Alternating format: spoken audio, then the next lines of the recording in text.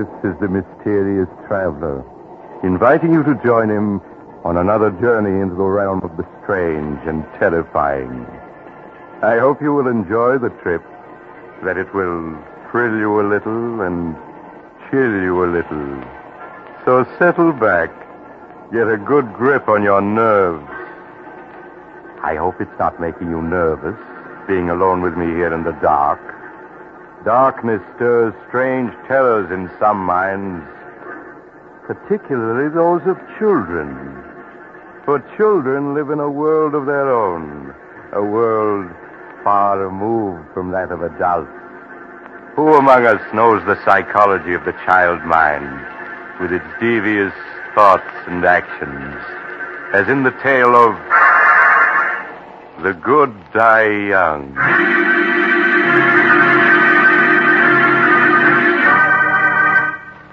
Years ago, when I was practicing medicine, I brought a child into the world, a girl who was named Sondra. In the years that followed, she grew into an extremely beautiful and clever child. But my story begins the day that Martha, the housekeeper, was finishing her duties for the last time. Sondra, come in here. I want to see you. Sondra! Were you calling me, Martha? Yes. I told you to come right home after school. Where have you been? Oh, I'm sorry, Martha. I didn't hear you tell me to come home right after school. I'm sorry, truly I am. Save your acting for your father, young lady. It hasn't fooled me for a long time. Sondra, since your mother died, you're becoming more and more of a problem every day. Well, at least after tonight, I won't have to put up with your lies and your 1,001 little tricks. What do you mean, Martha? Your father won't be needing a housekeeper anymore. I'm leaving tonight. But why? Well, I'm not supposed to tell you. But you may as well know now as later. Your father is bringing home a new mother for you tonight. A new mother? Yes, he's just married again. But I don't want a new mother. Daddy and I don't need anyone else. We're happy the way we are. Sondra, stop screaming. I won't have it. Do you hear? I won't have it. Your new mother's a very fine woman. I met her last night. I hate her. I hate her. Daddy's mine and no one else's. She hasn't any right to him. If you don't stop that screaming, I'll tell your father when he comes home tonight. Oh, no, don't do that. I'll be good. But I hate her, and I always will. I'll never stop hating her. That's a fine way to talk. Perhaps I ought to warn the poor woman about Sondra. Well, then it's none of my business. Besides, she'll find out about her soon enough.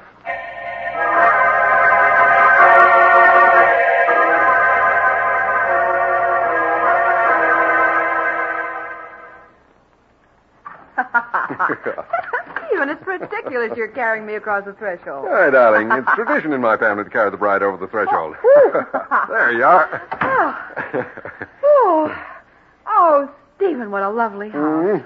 Oh, you haven't seen the best part of it yet. Sandra. Do you think she'll like me, Stephen? I do so want her to. Of course she will. Perhaps you should have told her about us, instead of breaking it to her so unexpectedly like Oh, this. nonsense, Helen. I know my daughter. She's a wonderful child. And she'll fall madly in love with you at the first sight, just as her father did. Sandra, where are you? Daddy.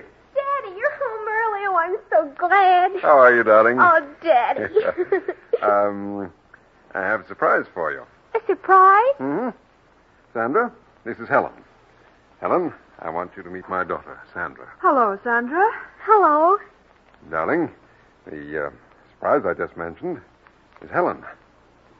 We were married this afternoon. That means that Helen is now your mother. Oh, Daddy, that's wonderful. Now I'll have a mother just like all the other girls do. Oh, I'm so glad. So am I, Sondra. And I'm sure we're all going to be very happy together. Of course we are.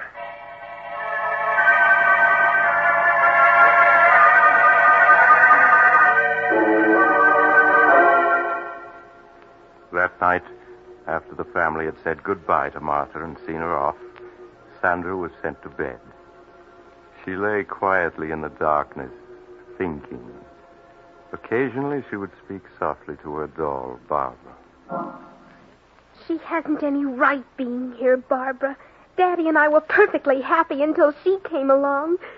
Tonight, he didn't even notice me. Just kept looking at her. Well, she shan't have him. He's always been mine, and he always will be.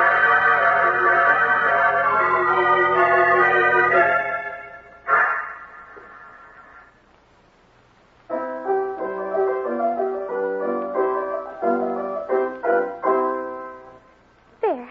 That's enough of that. Now, let me see.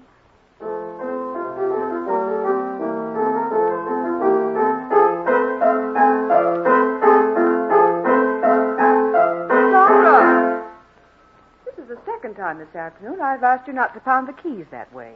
That's no way to play. I'm sorry, Mother. It's not only the piano, dear. There are many other little things. And you pay no attention when I speak to you about them. I don't mean to do them, Mother. I just forget. Well, please try to remember, dear. Now, I want you to play the piano as you did last night for Daddy. He was very pleased. Yes, Mother.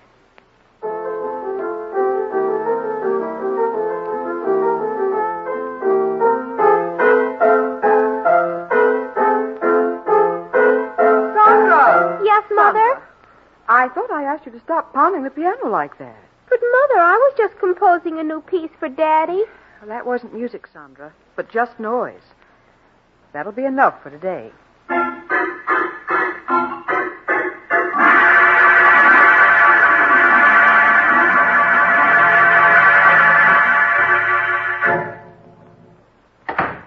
Hello, beautiful. How are you, darling? Well, I wasn't Sondra at the door to meet me. She's all right, isn't she? Oh, of course, dear. Stephen. Hmm? I was a bit angry with Sondra this afternoon. Angry with Sondra? Why? What'd she do? Well, several times this afternoon I had to speak to her about pounding the piano, being loud and discordant. Oh, well, that isn't like Sondra. You know how well she plays. Yes, of course. That wasn't the way she played today. Well, I'll go up and see her. All right. Supper will be ready soon. All right, Ellen.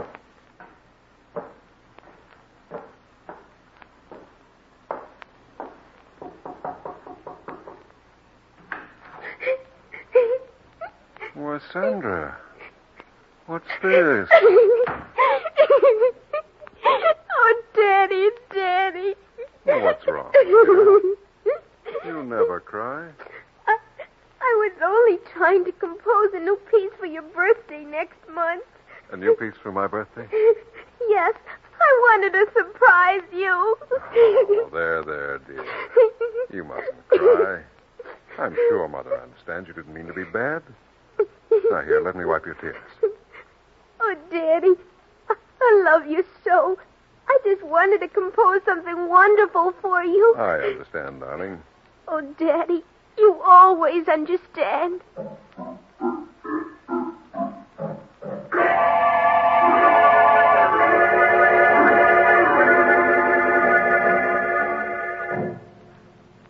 Is supper ready, dear? Mm-hmm. Where's Sondra? She'll be down in a minute.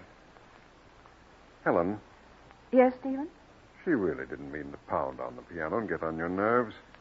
It's just she was trying to compose a new piece for me. But, Stephen, it wasn't music. It was just noise. Well, you mustn't be harsh with her. You know what children are like. In their enthusiasm, they forget what they're told. But, Stephen, I don't know exactly what to say. It's just a question of being patient with her, winning her love. All right, Stephen. Perhaps I was a bit impatient with her. You know I want nothing more than for the three of us to be happy together. I know that, darling. And the three of us will be happy together.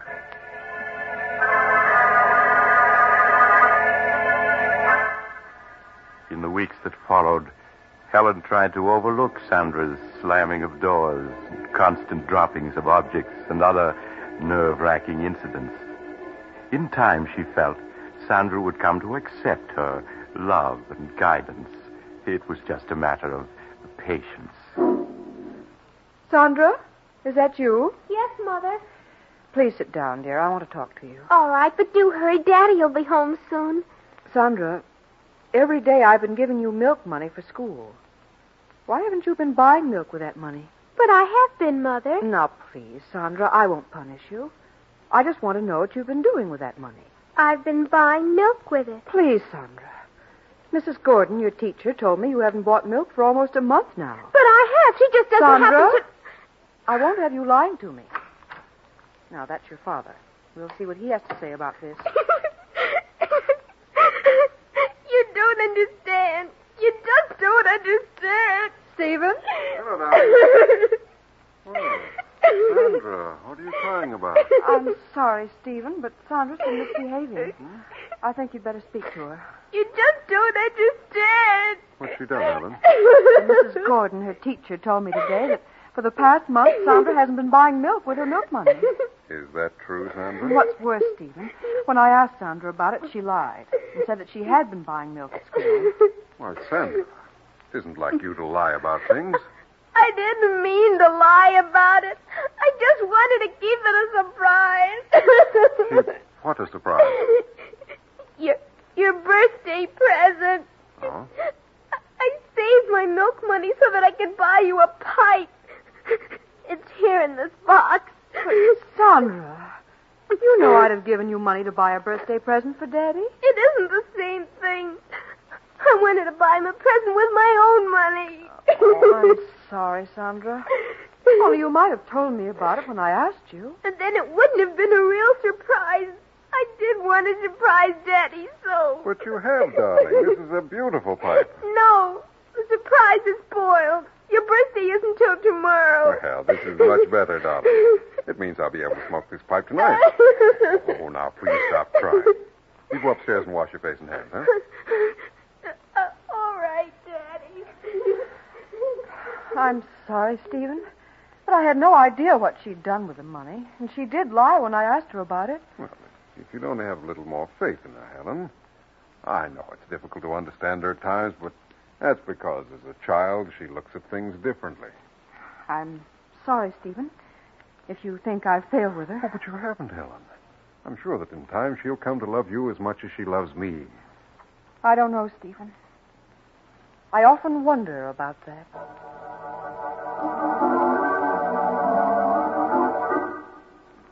As the weeks went by, Helen found herself coming no closer to winning Sandra's confidence.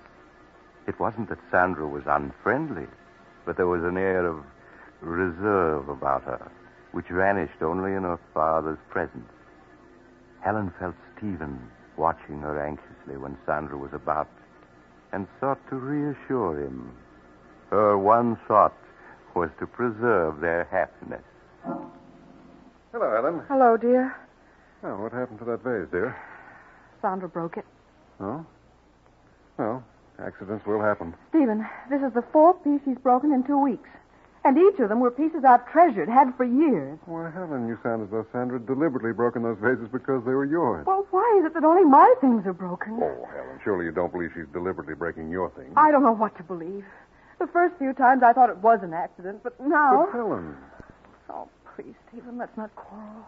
Perhaps I'm wrong. I admit I haven't any proof. It's just all the little things adding up. Helen, what are you talking about? Oh, you wouldn't understand even if I told you. Where's Sandra? In her room, I suppose. Well, I'll go up and see what she's doing. Huh? All right.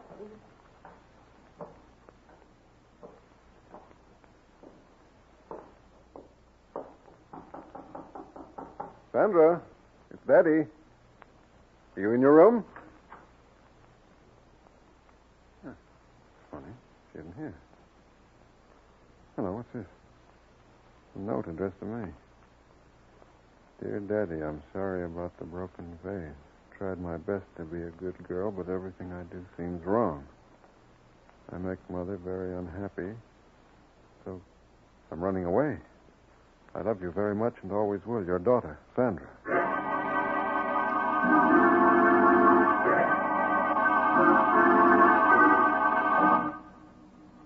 After searching vainly for an hour in the dark and cold, Stephen returned and notified the police. All through the long hours of the night, he and Helen sat up, not saying a word, each afraid to speak, for fear of what might be said. As the first rays of dawn showed, the doorbell rang. Stephen rushed to answer it. Mr. Hamilton? Sandra. Oh, Daddy. Darling, everything's all right now. I'm the police matron from the 55th Street station, Mr. Hamilton. One of the officers on the force just found her. Thank you. Thank you very much for bringing her home. Oh, that's all right, Mr. Hamilton. It's our job. Goodbye. Goodbye. There, dear. Don't cry. Oh, Daddy, it was so dark out there. And I thought I'd never see you again. What a thing to say. How do you feel, Sondra? Do you want me to take her, Stephen, and put her to bed? No, I'll do it, Helen. All right, Stephen. Just as you say.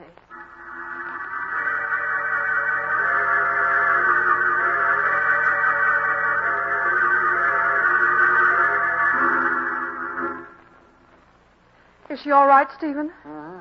She just fell asleep. I hope her being out all night won't have any after effects.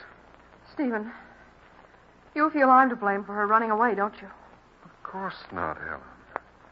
It's just that, well, you don't seem to understand her. But, Stephen, I've tried so hard. Oh, it's no use. She doesn't want me here, never has. Helen, how can you talk like that? Why, she was delighted the day I brought you here as my wife. Yes, I thought she was in the beginning. But now I know she was just pretending. Pretending? Yes, Stephen. From the first moment she saw me, she resented me. She feels I've come between you, taken her place in your affection. Oh, Helen, how can you say such a It's thing? true, I tell you. She sees me as a rival for your love. You're just imagining all that. I'm not, I tell you. Oh, it's no use, Stephen. We can't go on this way. What do you mean? Don't you see?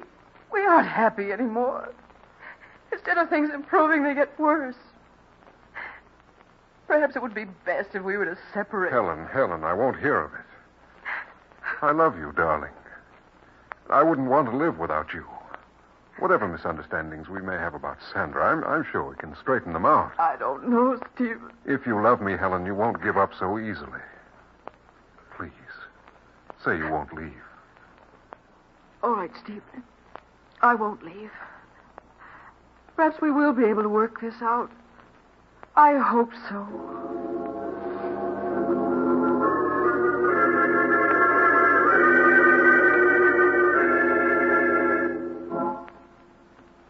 Sandra, you awake, darling? Yes, Daddy. Sandra, Mother and I were very upset when you ran away last night.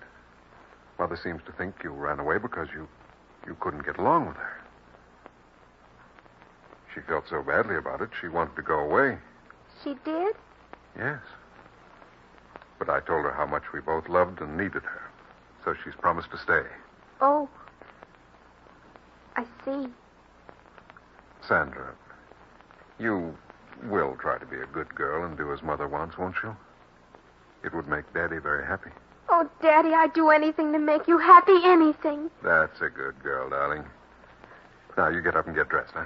I'll wait for you downstairs. All right, Daddy. Just doesn't understand. He should have let her go, but she's still here. And she's going to stay. I won't have it. I won't have it. I hate her. I hate her.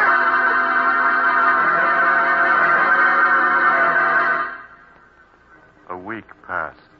A week in which Sandra's behavior pleased Helen no end. At last it seemed they were going to be the happy family she had always dreamed they would be. Helen, Yes, dear? will you bring my coat with you when you come downstairs? Sandra and I are going for a walk. All right, Stephen. I'll get it and be right down. Daddy, can we walk down to the river? Oh, we won't have enough time for that, Sandra. Stephen, Hmm? I have your coat, but I can't find your scarf. Oh, the scarf's down here, Helen. Just bring the coat. Oh, all right. Stephen, I hope... Helen! Helen, are you all right? Helen, speak to me. Daddy, is she dead? No, Sandra, don't talk like that. Quick, phone Dr. Smith at once.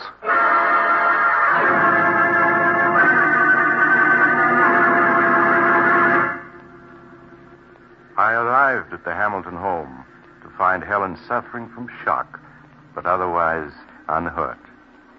I was somewhat disturbed, however, to find her very nervous and run down. She'll be all right, won't she, Doctor? Yes, of course. I'm going to leave you a prescription, Mrs. Hamilton. It's something that will help quiet your nerves. You're to take it twice a day. Here's the prescription, Mr. Hamilton. Thank you, Doctor. I'll have it filled at once. Well, Sondra, how are you? You've been so quiet, I hardly knew you were here. I'm fine, thank you. You're growing up to be quite a young lady. Are you still troubled by nightmares? Yes, she still has them once in a while. No, it's just her nerves. If she continues to have them, you might give her some of the medicine I've prescribed for your wife. Well, I must be leaving. Goodbye, Mrs. Hamilton, and stay in bed a few days. I will, Doctor. Goodbye. Goodbye, Doctor. Well, darling, you gave us quite a scare.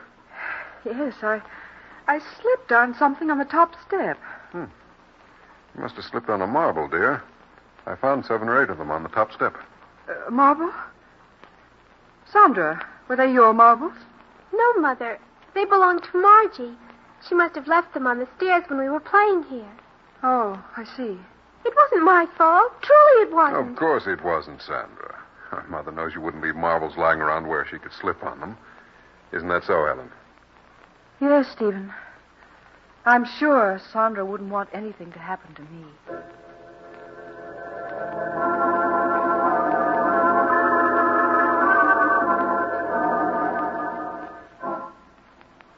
Sondra, will you come into Mother's room a moment, please? Yes, Mother. The medicine that Dr. Smith prescribed for me is in the bathroom. Will you get it for me, please? All right, Mother. You'll find it in the medicine chest. It's in a blue bottle. Yes, I know what it looks like. Oh, here it is. That's fine, Sondra. Just bring it to me. Here you are, Mother. Thank you, dear. Oh, Sondra, this isn't the medicine that Dr. Smith prescribed for me. Didn't you read the label? This bottle has poison in it. Poison? Why, yes. It's right here in red letters on the label. Oh, I'm sorry, but this bottle is blue, too. It looks just like the one with your medicine. Yes, it does at that. Now, I'll put this bottle of poison back and get me my medicine. Yes, Mother. I'll have to get rid of that poison. It's too dangerous to keep in the medicine chest. Would have been awful if you took the poison, wouldn't it, Mother? Or you might have died.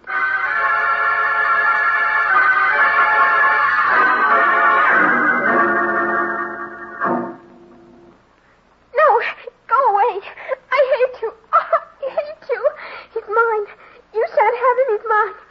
We don't want you. We don't want you. Wake up. You're having a nightmare. Oh, Daddy. Don't leave me. Don't leave me. Well, of course I won't, Sandra. Stephen, she's so frightened. Yes, these nightmares leave her nervous for hours.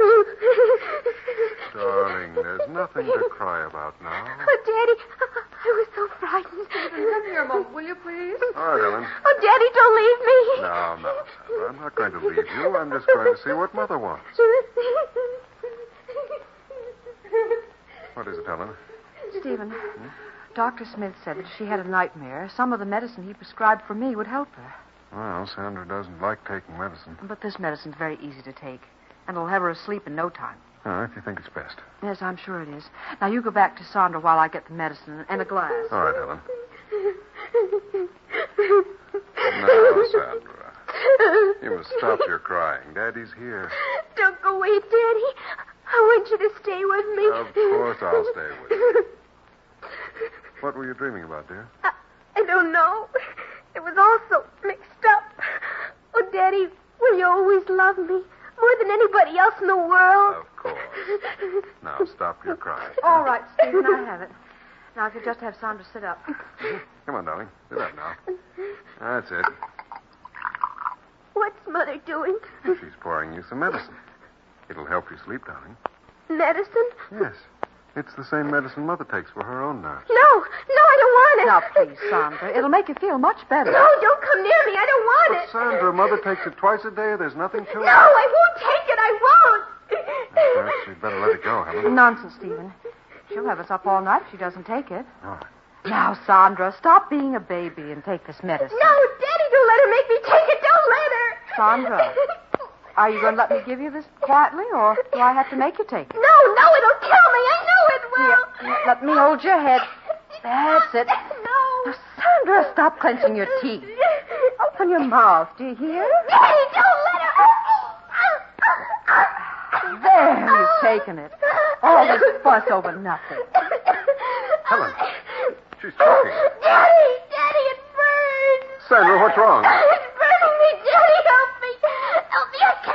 Helen, quick. Call Dr. Smith. Tell him it's an emergency.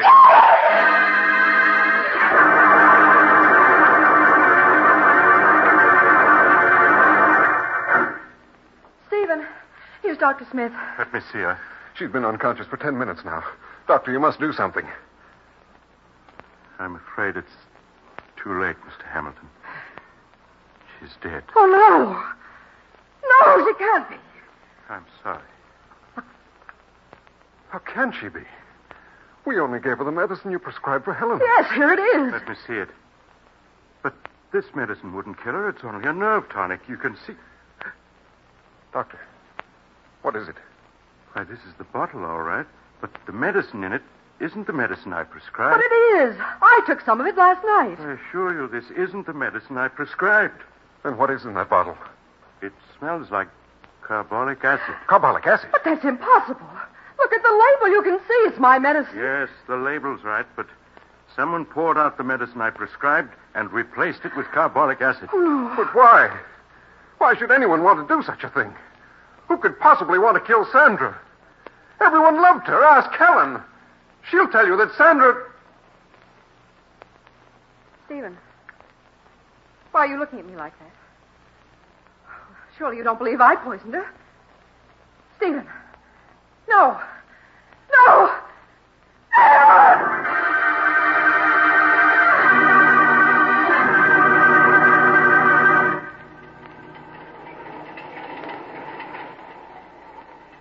This is the mysterious traveler again.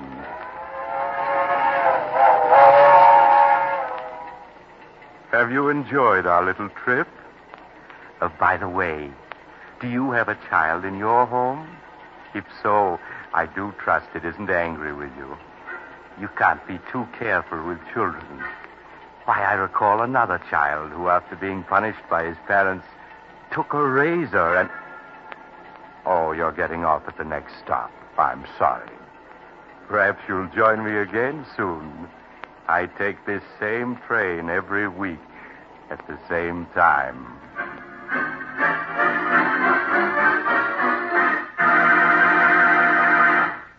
You've just heard Chapter 13 of The Mysterious Traveler, a series of dramas of the strange and unusual brought to you each week by station WOR. In tonight's program, The Good Die Young, Betty Jane Tyler played Sondra. The Mysterious Traveler, written by Bob Arthur and David Kogan, is directed by Jock McGregor. Original music was played by Doc Whipple.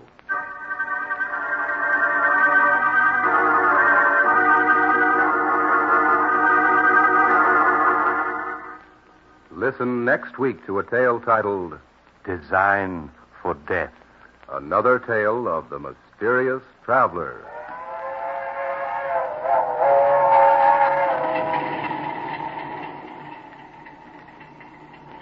The Mysterious Traveler is presented by WOR Mutual every Sunday at 7 over most of these stations. This is Mutual.